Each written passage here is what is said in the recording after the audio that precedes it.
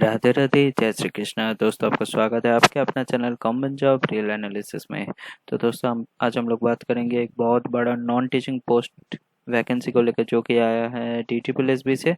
तो दोस्तों, आप लोग जानते हो कि DTPLSB मतलब Delhi subordinate service selection board, जो कम्प्लीटली सेंट्रल गवर्नमेंट बॉडी है और government of NCT of Delhi भी है। मतलब government of NCT of Delhi मतलब सेंट्रल गवर्नमेंट का ही है। तो दोस्तों, करंट वैकेंसी ये अभी इतना ज़्यादा वैकेंसी, ये सब वैकेंसी ऑनलाइन एप्लीकेशन चल रहा है दोस्तों।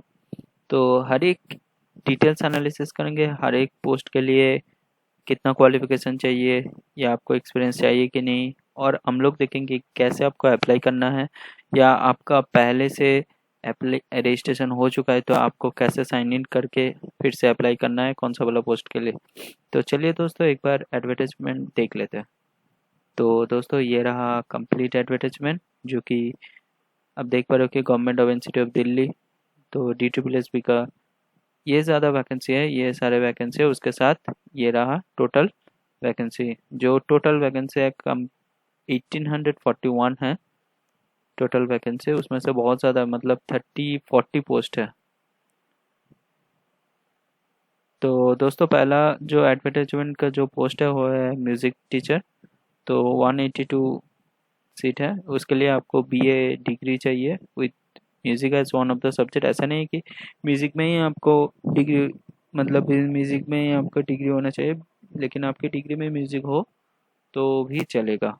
तो उसके साथ higher education, higher secondary with any of the following. तो हायर सेकेंडरी चाहिए, +12 चाहिए। उसके साथ ये सारे आपको कोर्स होना चाहिए, कोई भी एक कोर्स होना चाहिए, ऐसा नहीं कि सारे हो। मतलब आप बॉम्बे से है तो ये होना चाहिए, संगीत विशारद एग्जामिनेशन आपको क्रैक होना चाहिए। उसका MP से हो तो संगीत विद एग्जामिनेशन, ये सारे क्रैक होना चाहिए। उसके साथ higher examination of Baroda state of school of music, इसमें से आपको पढ़ेगा होना चाहिए। मतलब हर एक स्टेट का अलग अलग से दिया हुआ है। देखिए, ये लखनऊ से है, मतलब इलाहाबाद MP। तो ये सारे एग्ज़ाम आपको क्रैक होना चाहिए। उसके साथ हायर सेकेंडरी होना चाहिए, और आपका BA है तो ये कंप्लीट है तो music as one of the subject होना चाहिए। तो देख पा रहे हो दोस्तों, बहुत ही अट्रैक्टिव पे स्केल है। 14,900 से लेके 1,42,400, जो कि लेवल 7 का है। तो आराम से आपको मतलब 44,900 बेसिक पे, मतलब आपका इन हैंड सैलरी 80,000 के आसपास होगा। तो सब कुछ मिला के 80,000 के आसपास होता है। तो उसके बाद देख लेते हैं दोस्तों, ट्रेन ग्रेजुएट टीचर ऐसा। और दोस्तों, इसका मतलब एज लिमिट 32 ईयर्स है। जो भी टीचर के लिए आप अप्लाई करना चाहते हो तो TGT की पोस्ट के लिए आप ये मान लेना कि 32 ईयर्स होना चाहिए। और जैसे गवर्नमेंट रूल्स में SC ST वाले को 5 साल का रिलैक्सेशन होता है, वो वो ऐसे होता है, और OBC के लिए 3 साल तक। तो नेक्स्ट जो वैकेंसी है, नेक्स्ट पोस्ट है ट्रेन ग्रेजुएट टीचर, जो कि स्पेशल एजुकेटेड टीचर है। उसके लिए आप B.Ed कहाँ से करना, मतलब B.Ed स्पेशल एजुकेशन में आपको B.Ed होना चाहिए। इसके लिए बहुत ही बड़ा 581 वैकेंसी है। तो ज़्यादा तक OBC का ही है। उसके साथ SC यूआर का बहुत ही कम है, बस 9 है। उसके साथ ST का 93, EWS के लिए 96। बाकी ये सारे कैटेगरी में कुछ नहीं है जो PWD वाले हैं। तो graduate with B.Ed special education में आपको B.Ed होना चाहिए, और any equivalent approve by rehabilitation council of India, और सीटेट क्लियर होना चाहिए। ऐसा नहीं लिखा कि सीटेट 1 या सीटेट 2। इसके लिए भी लेवल 7 का जॉब है, और आपका 30 ईयर्स एक्सटेंड नहीं होना चाहिए। तो 30 ईयर्स के अंदर ही आपका होना चाहिए, और SC ST वाले का 5 साल।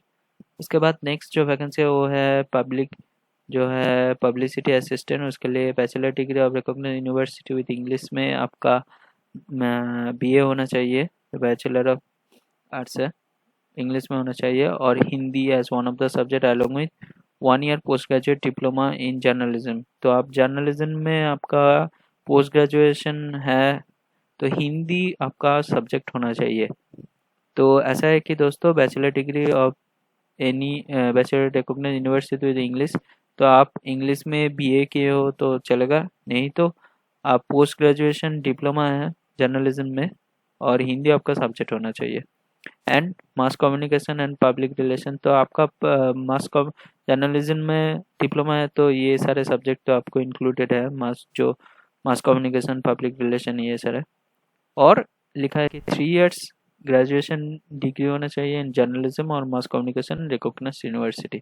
उसके साथ 2 साल का आपका एक्सपीरियंस होना चाहिए, जैसे कैसे आप पब्लिकली मैनेज करते हो, publicity organisation, reputed in field of public relation, outdoor publicity. तो दोस्तों इसमें मतलब जो भी ये कोर्स किए हैं वो आप जानते हो कि मास कम्युनिकेशन जो भी किए हैं तो उसका 1-2 साल तक मतलब ट्रेनिंग पीरियड ही चलता है, क्योंकि आपको बहुत ही ज़्यादा एडवांस होना चाहिए कि कैसे आप डील करते हो, सिचुएशन को डील करते हो, और कैसे आप इंटरव्यू, जैसे आप जर्नलिस्ट को देखते हैं कि उसको खबर मिल ही जाता है और वो मतलब बातें ठीक से वो बोल ही देते हैं कि कैसे मतलब जैसे वो लोग मैनेज करते हैं। तो उसके लिए आपका एक्सपीरियंस होना ज़रूरी है। तो ये जो डिजरेबल है ये नहीं हो फिर भी चलेगा, लेकिन ये कंपलसरी है, 2 साल का एक्सपीरियंस और मास कम्युनिकेशन। इसके बाद है फोटोग्राफर। उसमें बहुत कम सीट है, 3 सीट है बस, देख पा रहे हो। तो आपको 12 होना चाहिए, उसके साथ 1 ईयर सर्टिफिकेट डिप्लोमा फोटोग्राफी में होना चाहिए, और बाकी सारे आप देख लेना, क्योंकि ये मतलब इतना भी मतलब डिफरेंस नहीं कि आप सपोज यहाँ पे लिखा है कि वो 1 साल का फोटोग्राफी में डिप्लोमा होना चाहिए, ये सारे आप देख पा रहे हो कि बाकी सब रिलेटेड ही है। देखिए, वीडियोग्राफी, सिनेमाटोग्राफी, उसके बाद इन गवर्नमेंट ऑफ डिपार्टमेंट, ये सारे या आपको न्यूज़ एजेंसी या न्यूज़ चैनल में आपको मतलब एक्सपीरियंस होना है, ये सारे चीज़ मतलब रिलेटेड ही है, एक के साथ एक। उसके बाद डिजरेबल है कि आपको कंप्यूटर ऑपरेट होना जरूरी है, उसके साथ ability to work on photo और वीडियो एडिटिंग, ये नहीं हो फिर भी चलेगा। बहुत सारे लोगों को फोटो एडिटिंग नहीं आता, लेकिन जर्नलिज्म की डिग्री है, उसके साथ ये सारे डिप्लोमा भी है, फोटोग्राफी में डिप्लोमा भी है। जैसे बहुत सारे पोस्ट अभी आ रहा है, पहले नहीं होता था कि एसएससी में फोटोग्राफी को लेके थोड़ा सा मतलब एसएससी वाले बहुत मतलब मैं स्टाफ सिलेक्शन का बात कर रहा हूँ, इतना वैकेंसी नहीं आता था, लेकिन अभी आ रहा है। तो उसमें भी ऐसे ही लिखा था कि डिप्लोमा चाहिए फोटोग्राफी में, तो फोटोग्राफी का जो कोर्स है वो थोड़ा सा फेमस हो रहा है अभी। और आप देख पा रहे हो कि ये लेवल 5 का है, 29,200 से लेकर 92,300, 1800 ग्रेड पे का है। तो दोस्तों 29,200 मतलब आपका स्टार्टिंग सैलरी 52 या 53 के ऊपर ही होगा, तो डीए इंक्रीज होने के बाद। तो दोस्तों एज लिमिट देखो रहे 18 से लेकर 27 ईयर्स तक होना चाहिए एज पर पैरा सेवन, और बाकी SC ST वाले का सुपर विजिलेंस वर्कर, ये कम वैकेंसी है 13। मैट्रिक्स होना चाहिए जो कि क्लास 10 है, विथ साइंस सब्जेक्ट होना चाहिए। तो मैट्रिक्स में तो साइंस सब्जेक्ट होता ही है, फ्रॉम रिकॉग्नाइज्ड इंस्टीट्यूट, उसके साथ डिप्लोमा होना चाहिए, सैनिटरी इंस्पेक्शन कोर्स होना चाहिए, और मलेरिया इंस्पेक्शन, बहुत सारा कोर्स होता है जो कि डिप्लोमा के लिए जैसे ITI या पॉलिटेक्निक में जैसे होता है। लेकिन ये मुझे लगता है बहुत कम लोगों की है, जो सैनिटरी इंस्पेक्शन कोर्स और मलेरिया इंस्पेक्शन, ये 1 या 2 साल का होता है, और 1 साल नहीं 2 साल का ही होता है। और तो दोस्तों आप ऐसा नहीं कि आप आपके पास है या नहीं, लेकिन आप खुद से कहीं से भी ये कोर्स ख़त्म कर दो तो मतलब जुगाड़ कर सकते हो। मैं ये नहीं बोलूँगा, यूट्यूब में ये बोलना ठीक नहीं होगा, लेकिन ऐसे तो मिल ही जाता है ना बहुत सारे डिग्री, ITI या पॉलिटेक्निक डिग्री जो अनकॉमन वाले हैं। ऐसे तो सीट बहुत खाली पड़ा रहता है, गवर्नमेंट कॉलेज में भी खाली पड़ा रहता है ये सारे कोर्स।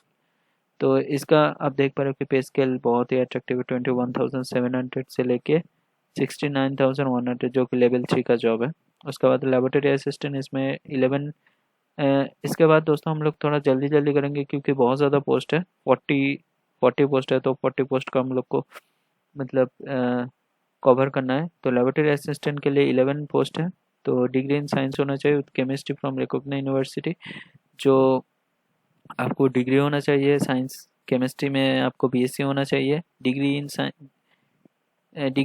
मतलब आपका मतलब फिजिक्स भी होगा चलेगा, जो फिजिकल साइंस भी होगा वो भी चलेगा, लेकिन आपको केमिस्ट्री ऐसा सब्जेक्ट होना चाहिए, केमिस्ट्री उसमें से होना चाहिए। या यहाँ पे लिखा है कि इंटरमीडिएट इन साइंस मतलब क्लास 12 में आपका साइंस हो with chemistry from recognised university, तो रिकॉग्नाइज्ड बोर्ड और इंस्टीट्यूट और इक्विवेलेंट, तो क्लास 12 में आपका साइंस हो, उसका मतलब साइंस हो तो केमिस्ट्री तो रहेगा ही, तो उसके साथ आपका 3 साल का एक्सपीरियंस होना चाहिए केमिकल लेबोरेटरी में, जो कि sampling analysis of water, sewage और प्रिपरेशन ऑफ रिएजेंट कल्चर, मतलब बेसिक जो केमिकल लेबोरेटरी में होता है, तो उसमें 3 साल का आपका एक्सपीरियंस होना ज़रूरी है।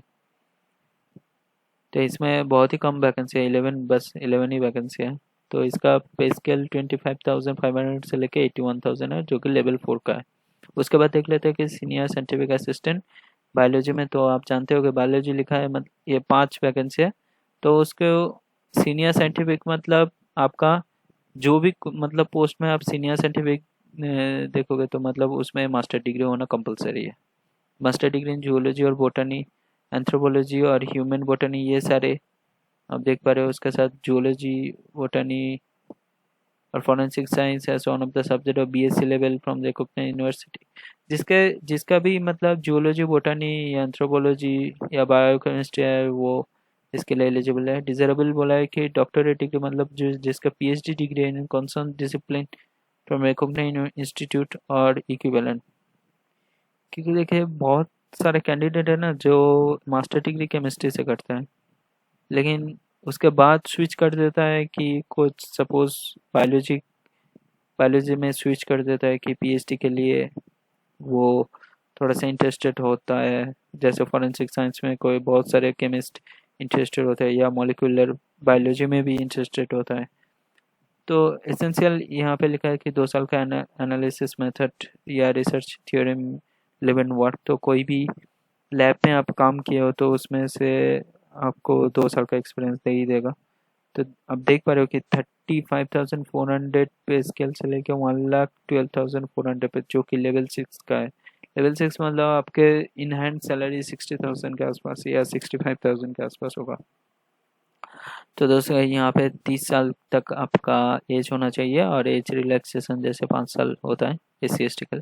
उसके बाद देखिए सीनियर साइंटिफिक असिस्टेंट जो कि है बैलिस्टिक्स, हाँ बैलिस्टिक्स है, जो कम टोटल वैकेंसी है 5, और मास्टर डिग्री फिजिक्स होना चाहिए, mathematics, forensic science with physics, mathematics as ये होना ज़रूरी है।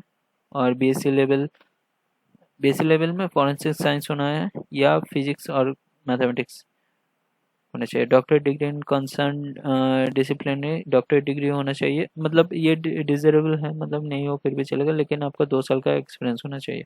उसके बाद देखते हैं लेबोरेटरी असिस्टेंट, जो कि तीन पोस्ट है। वहाँ पे लिखा है मतलब एसेंशियल क्वालिफिकेशन चाहिए आपका ग्रेजुएशन डिग्री चाहिए साइंस में, बस और कुछ नहीं चाहिए। ये जो डिजरेबल है ये इग्नोर कर सकते हैं, लेवल 4 का है। उसके बाद देख लेते हैं लेबोरेटरी असिस्टेंट, जो कि 7 टोटल वैकेंसी 7, तो इसमें बीएससी इन फिजिक्स या मैथमेटिक्स होना चाहिए। उसके बाद साइंटिफिक असिस्टेंट, जो टोटल वैकेंसी है 5, तो मास्टर डिग्री इन geology, botany, anthropology, human biology, ये सारी चीज़ जो मतलब रिलेटेड है बायोलॉजी से, तो उसमें कोई भी सब्जेक्ट में आप मास्टर डिग्री के हो तो आप एलिजिबल हो, जो लेवल 5 का जॉब है।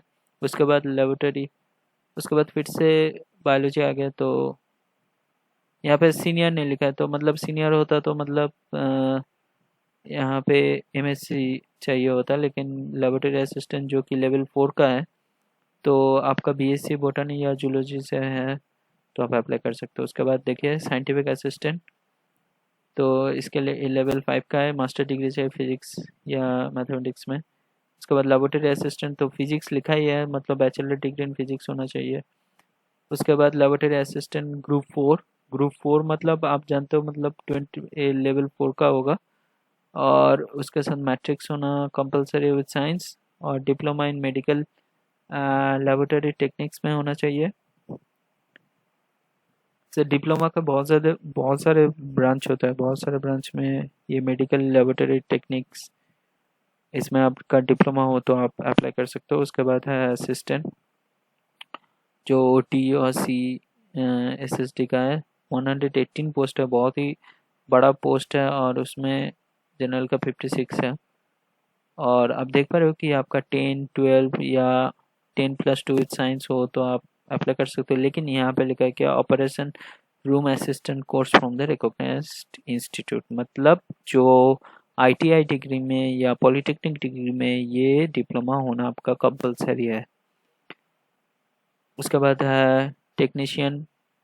तो टेक्नीशियन पोस्ट के लिए दोस्तों मतलब 10 या एचएस या 10+2 में साइंस होना कंपलसरी है। उसके साथ ये देखिए टेक्नीशियन हर एक पोस्ट में ये रहेगा ही रहेगा, लेकिन उसके साथ कौन सा वाला टेक्नीशियन देखिए ओटी के लिए चाहिए, मतलब ऑपरेशन थिएटर के ऑपरेशन रूम असिस्टेंट होना चाहिए, 5 साल का एक्सपीरियंस होना जरूरी है आपका, इस तरह चाहिए, और लेवल 4 का जॉब है। उसके बाद देखिए ऑडियोमेट्रिक असिस्टेंट में आपका क्लास 12, टोटल 13 सीट है, तो क्लास 12 होना जरूरी है। उसके साथ सर्टिफिकेट होना चाहिए ऑडियोलॉजी में, और 1 साल का एक्सपीरियंस जो कि डिजरेबल है, 18 से लेकर 32 ईयर्स तक होना चाहिए, लेवल 5 का जॉब है। उसके बाद देखिए टेक्निकल असिस्टेंट ओटी लिखा है, मतलब आप देख पा रहे हो सेम पहले जो जैसे मैंने बोला था 10, 12 ये मायने नहीं रखता, लेकिन उसके बाद जो ऑपरेशन रूम असिस्टेंट या 5 साल का एक्सपीरियंस वो भारी करता है।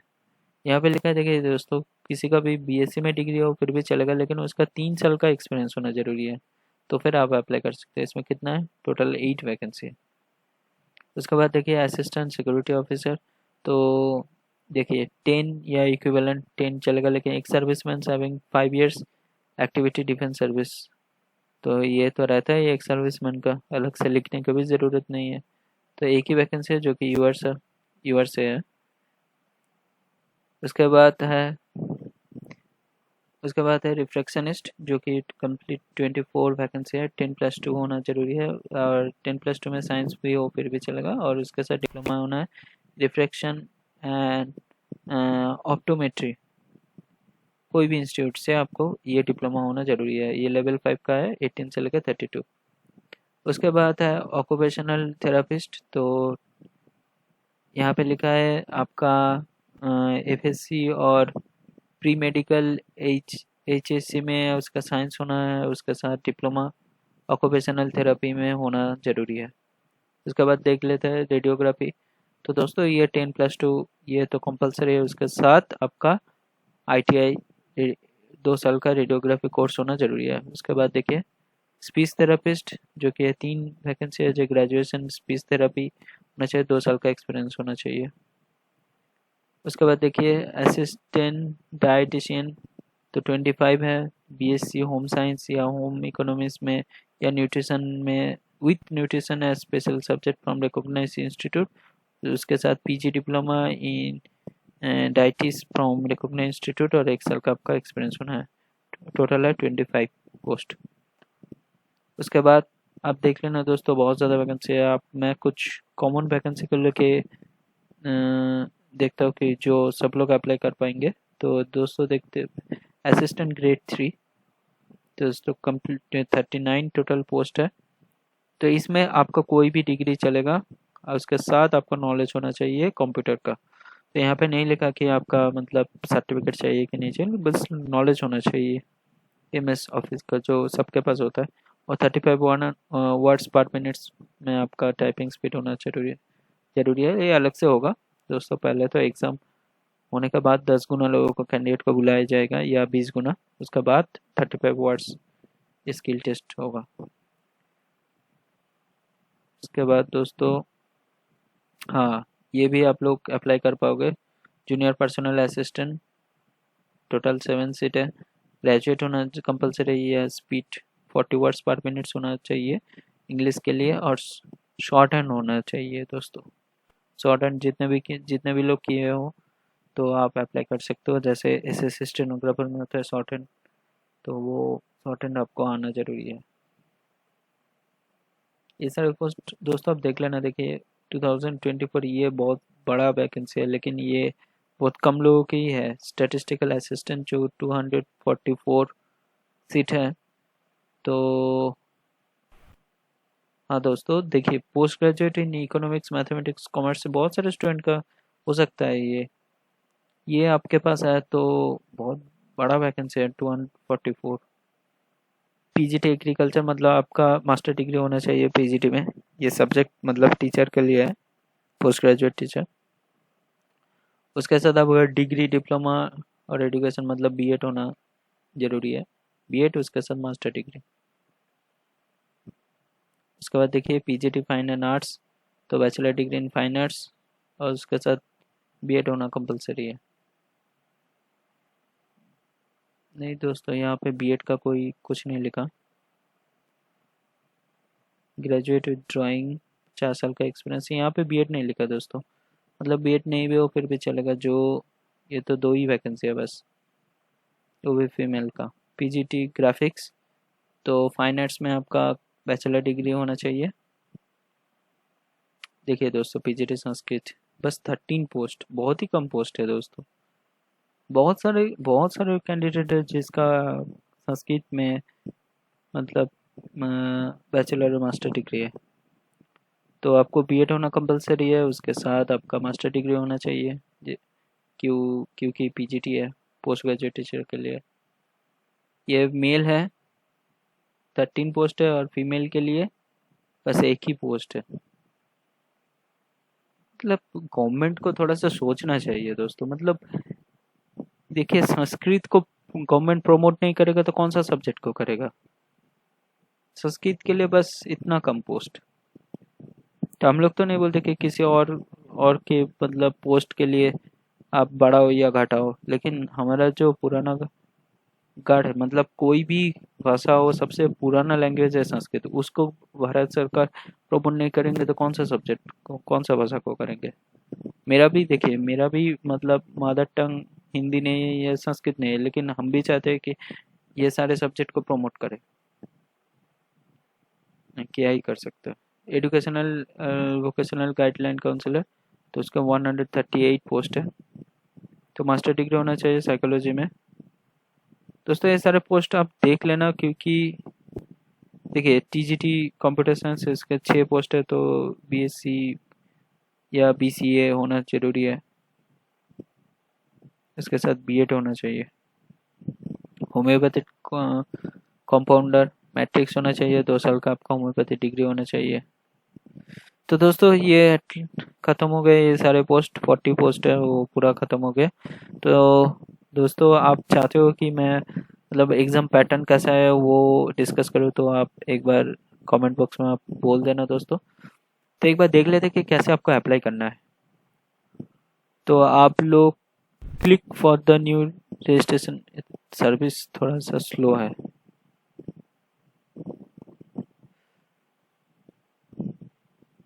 तो दोस्तों आप रजिस्ट्रेशन में आप क्लिक करोगे तो उसके बाद ये वाला पोर्टल मतलब रजिस्ट्रेशन आप करने के बाद या किसी का ऑलरेडी रजिस्ट्रेशन हो चुका है तो एक बार ट्राई करते हैं दोस्तों, मतलब साइट ऑन होता है कि नहीं। देखिए दोस्तों अभी चल रहा है और रजिस्ट्रेशन जिसका भी पहले मतलब DSSS में पहले अप्लाई नहीं किए थे, तो रजिस्ट्रेशन में आप न्यू रजिस्ट्रेशन करने के बाद ये सारे ऑन होगा। तो उसके बाद आप नाम, आपका फिर से नाम लिखना है, उसके बाद ये सारे चीज़ आपको ठीक से करना है। लेकिन देखिए दोस्तों जो रोल नंबर है वो बहुत ही ठीक से डालना, क्योंकि ये रोल नंबर के बेसिस से आपका लॉगिन होगा। तो रोल नंबर दोस्तों ठीक से डालना। ये सारे मतलब कंप्लीट हो जाने के बाद अब लॉगिन करोगे तो दोस्तों ये वाला पोर्टल ऑन होगा, मतलब ऐसा।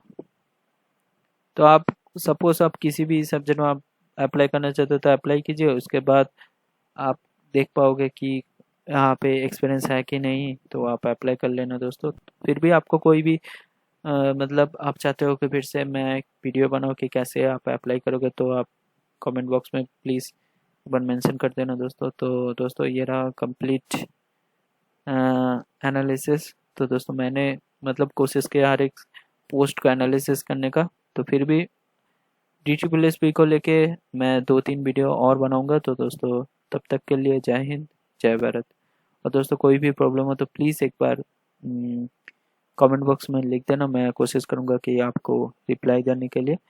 और ये 2 लिंक मैं मतलब कैसे आपको अप्लाई करना है और ऑफिशियल वेबसाइट कौन सा है मैं ऑलरेडी मैं डाल दूंगा। डिस्क्रिप्शन बॉक्स में। तब तक के लिए जय हिंद, जय भारत।